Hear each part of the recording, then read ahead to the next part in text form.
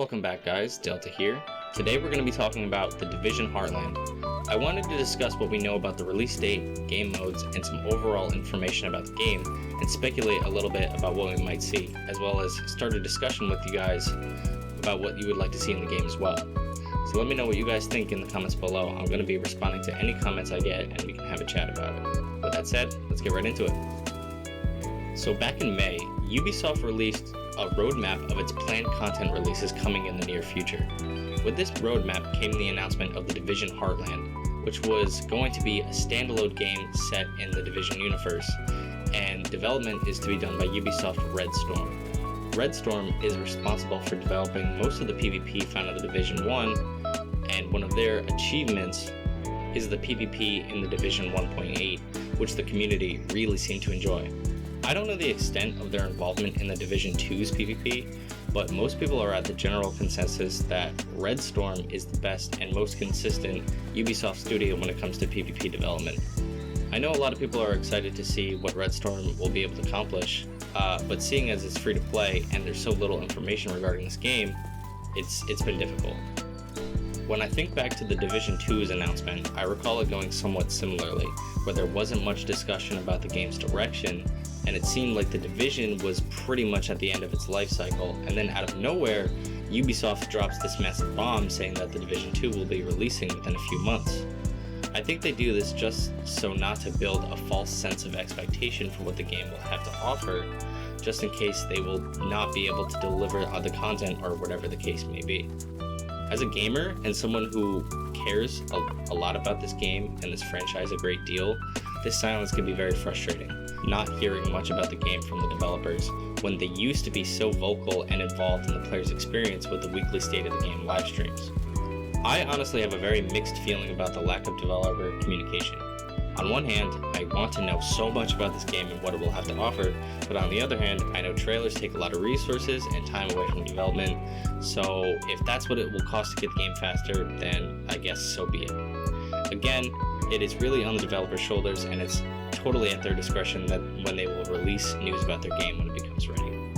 I know that the developers have been criticized for not delivering on expectations that they set, dating all the way back to Ubisoft's original Division reveal way back in 2013. I just think that it's really difficult to announce something to a huge community of people who will devour any content that the studio produces the earliest that they can, but the hype is just there. The hype is building, but the developers are covered since they can say, well, we didn't promise anything, so therefore, us as a community, we find ourselves stuck. Okay, so basically that's what we know. We know that we don't really know anything about this game.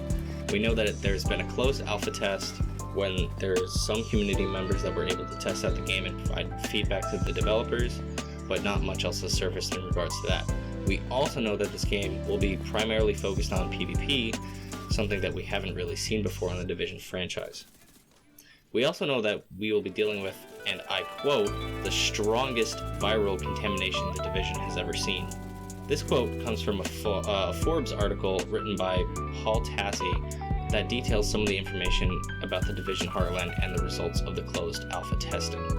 Additionally, this game will not be set in a major city such as New York or DC. It's set in a small town called Silver Creek, which I believe is in the Midwest, hence the name Heartland. I don't really know how I feel about this, as New York has the ability to conjure up so much nostalgia, and we haven't really been outside of a city environment, save for a few expeditions in the Division 2. So that's pretty much all we know about the Division Heartland. Let's get into the speculative and my thoughts about what Heartland will have and the features we can expect to see.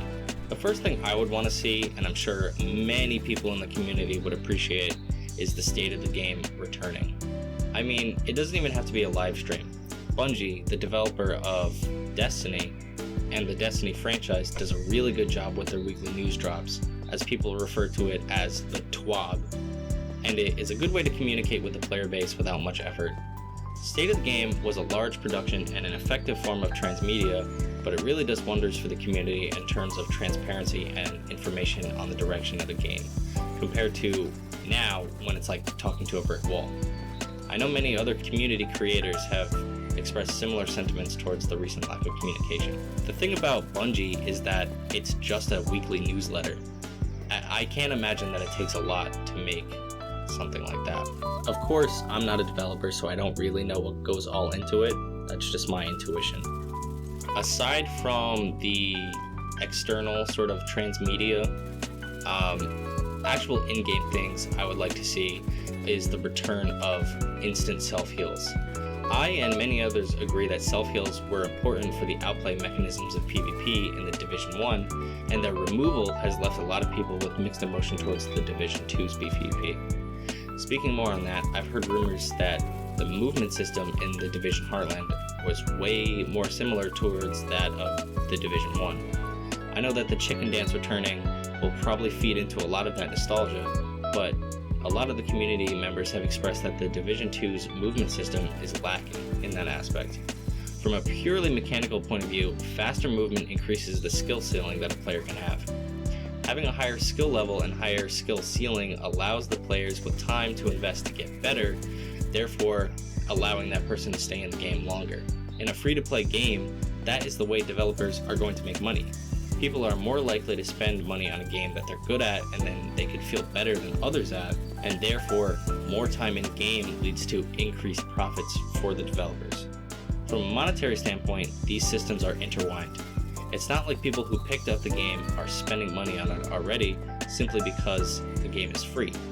If you can get better, you will spend more time and theoretically more money. So it's not just like there's a nostalgia incentive for making PvP more skill-based and faster and more like Division 1, but there's also a monetary incentive. With that said, I'm glad the game is free. That means that the developers will actually have to work for their money, which is bucking the recent trend that looter shooter games have been following recently. It will incentivize the developers to make a complete product at launch rather than making you pay for them to finish the game. So that brings me to my last point. I really hope that there's a PvE element to this game. For so many players, grinding PvP is a means to an end.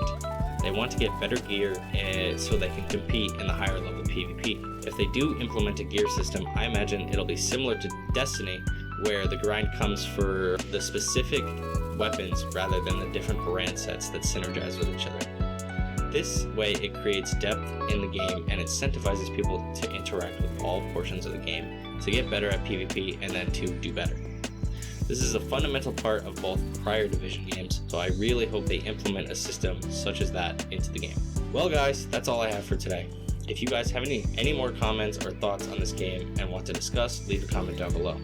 I'm going to respond to all of them and I really want to hear from you guys. If you guys enjoyed, be sure to leave a like and to subscribe for more, as it lets me know I'm doing a good job. Thank you so much for watching. I'll see you in the next one. Peace.